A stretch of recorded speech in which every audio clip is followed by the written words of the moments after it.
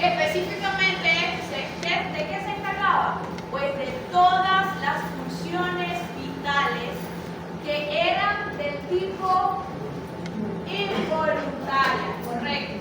Que había puntos de control que se encargaban de censar las variables como qué? Variables. ¿Cuáles eran las variables? Temperatura, pH, frecuencia cardíaca, presión arterial, entre otras. O sea, todas esas variables que contribuyen a mantener la homeostasis. Todas esas variables que le permiten a usted estar vivo. Niveles de glucosa, electrolitos, hidratación, ¿ok? Entonces, en este caso, fíjense, habíamos mencionado que por los órganos que estaban involucrados teníamos esta clasificación: sistema nervioso central, que estaba constituido por el encéfalo, médula espinal y sistema nervioso periférico, ¿ok? El sistema nervioso periférico, en este caso, ¿verdad? La rama que vamos que nos toca el día de la tarde de hoy, vamos a hablar sobre el sistema, a repasar, sistema nervioso autónomo, su división simpática y parasimpática. Vamos a ir brevemente revisando una por una. En esta lámina lo que hicimos fue la homología, de que nosotros vamos a estudiar todo lo que es el modelo del sistema nervioso relacionado con los vertebrados, ¿okay? Que mantienen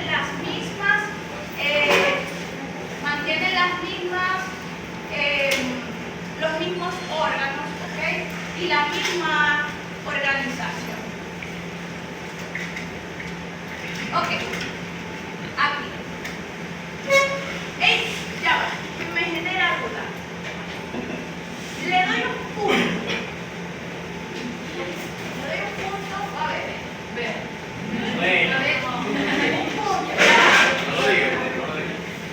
No puedo darle un punto porque me regaña de eso. Pero le doy 0.5 al que pase aquí y explique el diagrama de potencial de membrana.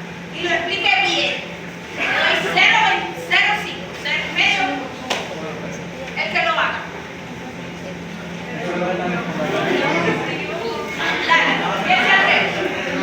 Pero bien, quiere decir que entonces estamos mal desde atrás. ¿En serio? Nada. ¿Lo repasamos? Sí. Antes de seguir avanzando. Sí, por favor. Ay, caramba.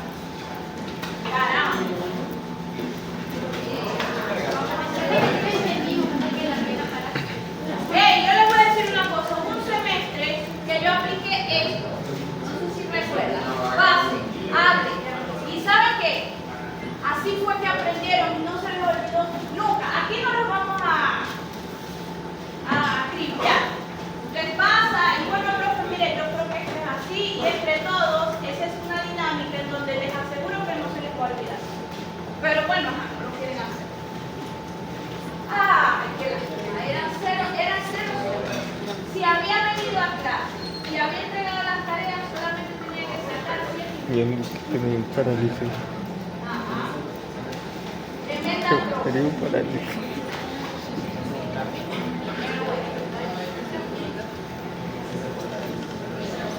Presten atención a mí. Vamos a hacer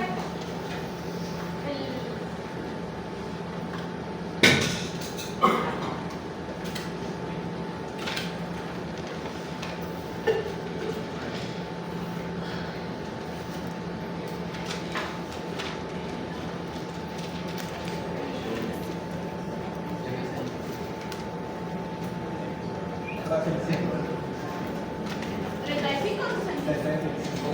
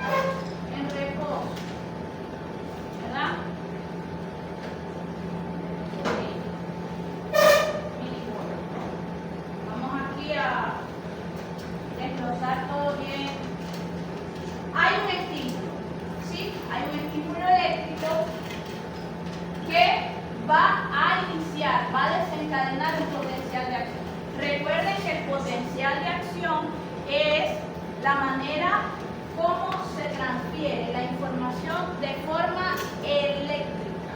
¿Ok? Es decir, que viene el proceso. Exactamente. Entonces, comienza con paso 1. ¿Cómo está la membrana?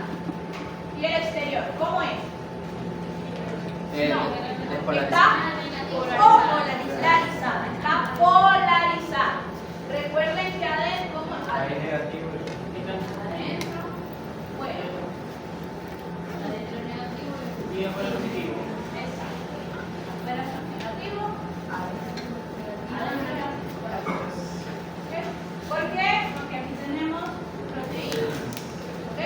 Afuera tenemos todo. Aquí también tenemos cloro, electrolito. Tenemos potasio, pero el potasio es positivo, ¿vale? Y lo que hace es mantener la electronegatividad en ese nivel. Entonces viene una depolarización. O D o T. La van a conseguir de la. Entonces, ¿qué pasa? Hay un estímulo que tiende a y si sube, exactamente, porque acuérdense que aquí está el 0. Entonces esta carga negativa va a subir por acción de ¿qué? Un estímulo. Exacto. Ese estímulo eléctrico, ¿cuál va a ser la respuesta de la célula a ese estímulo? ¿Cuál? Va a dejar entrar potasio. Perdón, va a dejar entrar sodio. ¿De qué forma? Con la evaporación. No. Por difusión.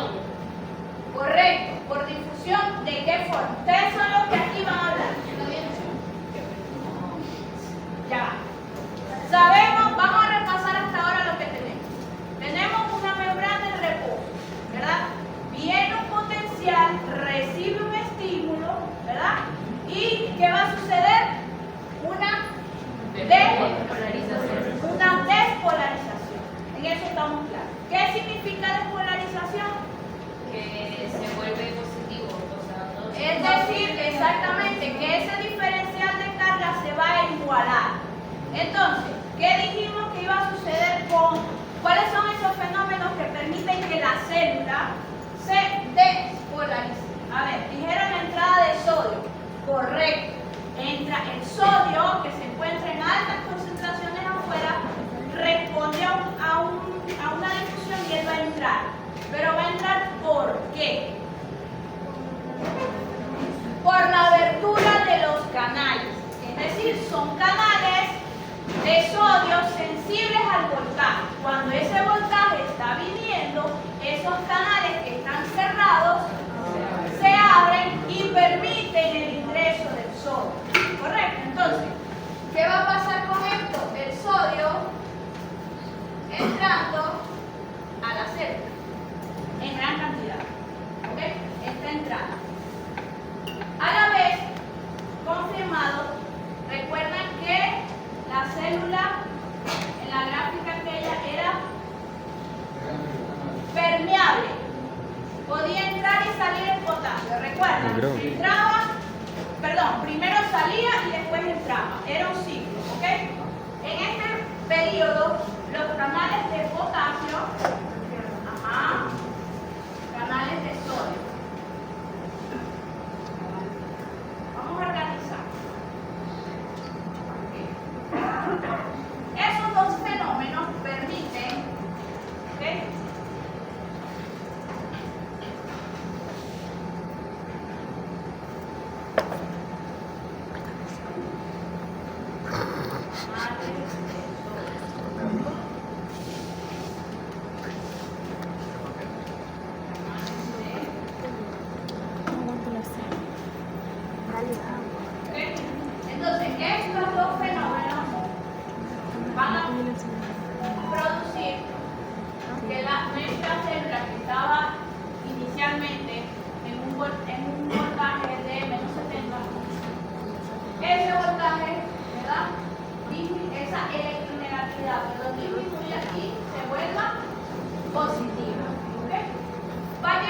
umbral.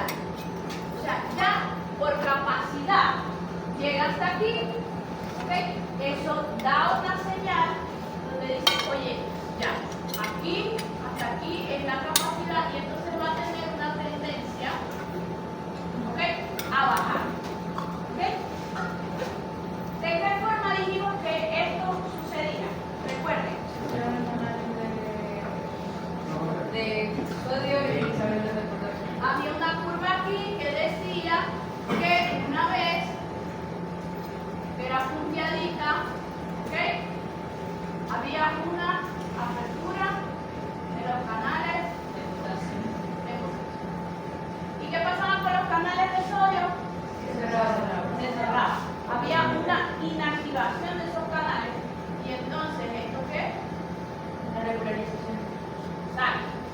Paso 2. Repolarización. Es decir, vamos nuevamente a tener, a establecer el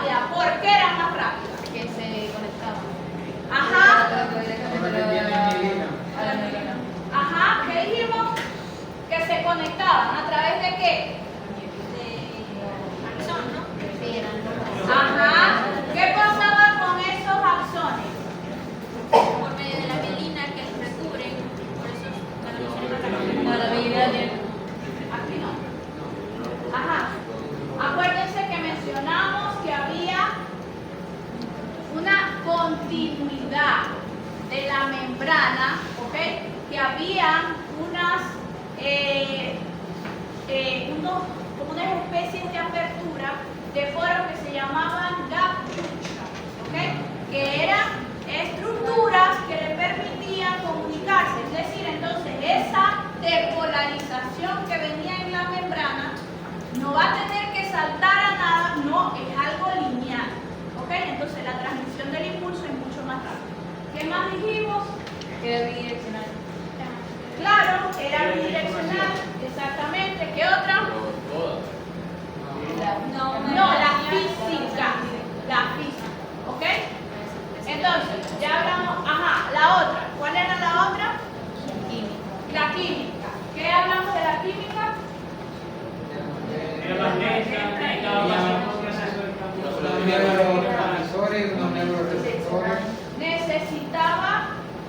Era más lenta porque era un proceso de comunicación mediada por unas sustancias llamadas neurotransmisores.